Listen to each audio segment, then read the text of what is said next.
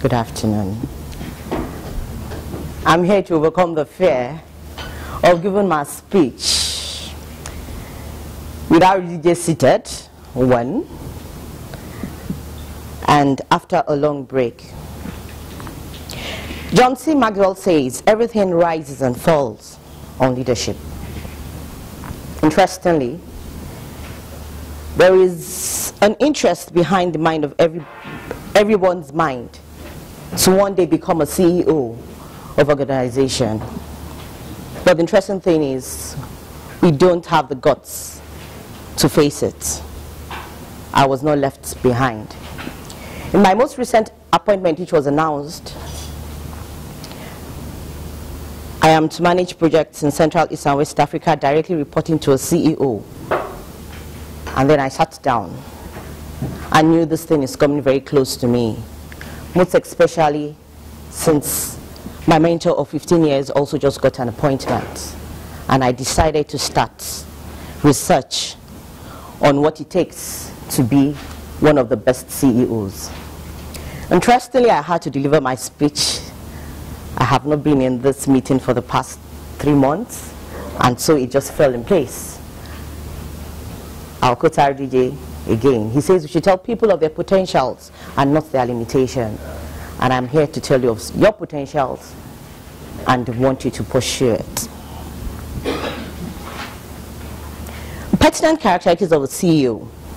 When you see these logos, what exactly comes to your mind? The products they represent or the people that drive them?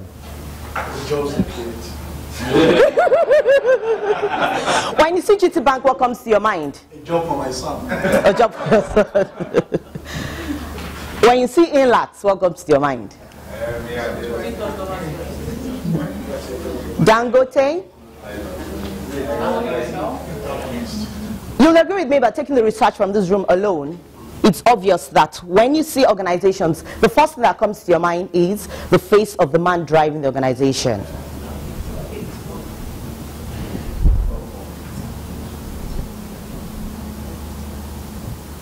Raji Fashola drives Lagos. Femi Adeoti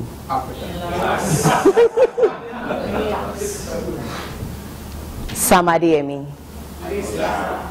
Who knows the man in the middle?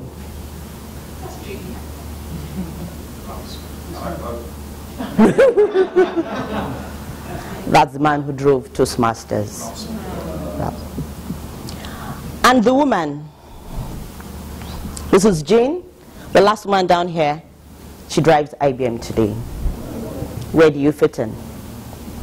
I decided to take a research. The objective of my presentation says we take researches from different places.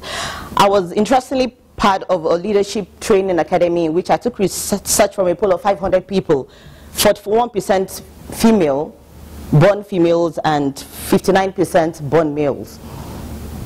The research covered I decided to take a basic qualification of at least BSc or the equivalent, your OND or your HND, and others. Those are people who had diplomas that fell into that research. And these are the percentage of the people I checked on telling me what is the characteristics that drive CEO. What characteristics do you expect for a CEO?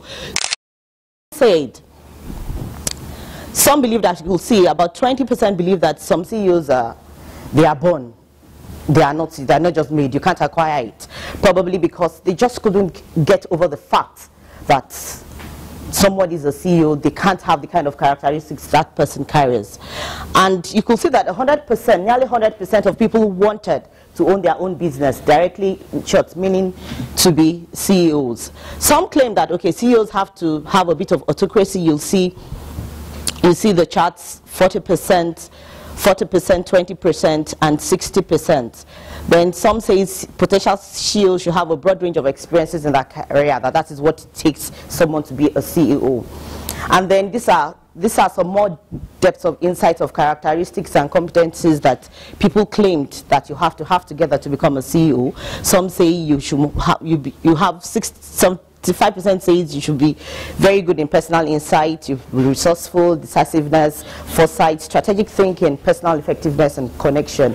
And it still goes on: integrity, effective time management, discipline, financial acumen, and good human relations. I went further into research, and this research was done by Harvard Business Review on assessment of CEOs. Now, that's the first research I showed you are the researches that I did locally here.